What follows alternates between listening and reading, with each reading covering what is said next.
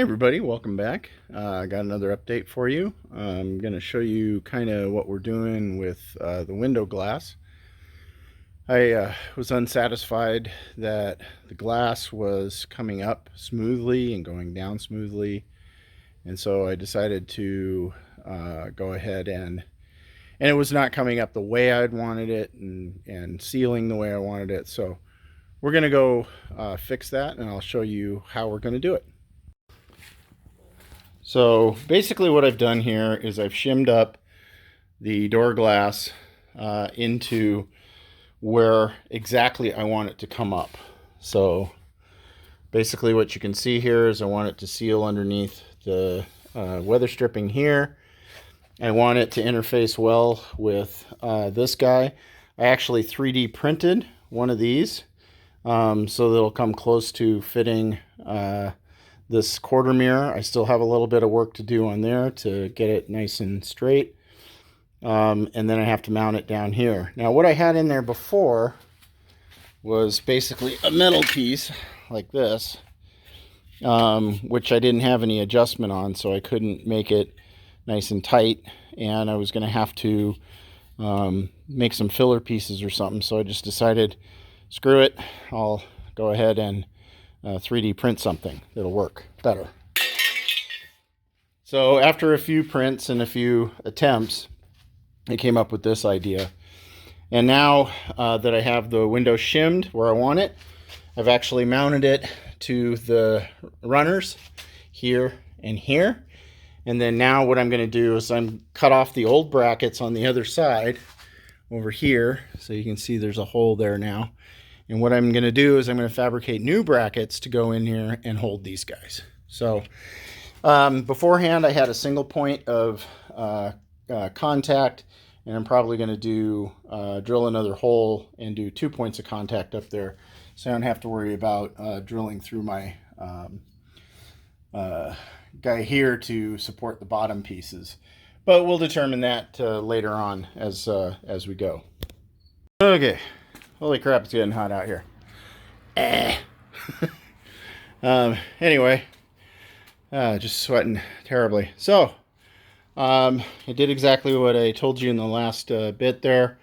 We tacked in our mounts for the rails, as you can see there. We got our shot line here nice and tight, sealing against the rubber. Same up here all the way down, and then into the channel guide, which I've then mounted down here. So this still needs a little shoring up, but we're getting real close. But yeah, so now you can see how it goes down. I'll have to lean in here and then back out. Okay, so that's down, and then we can go up. And you can see how it comes and seals up nicely. So that's what we wanted. So this is basically what we're shooting for. And I think that, as you can see, we do get a little distortion from the Lexan, so I'm going to play around with that a little bit and see what I can do. And then let's go over to the other side and take a look at the cap, just so you have a good shot down that part. So remember, here we've got flat.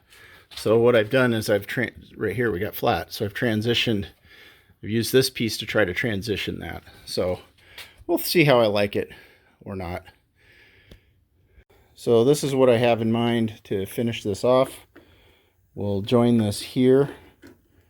It'll actually join like that, and then I've got to make some adjustments so it bends down over here.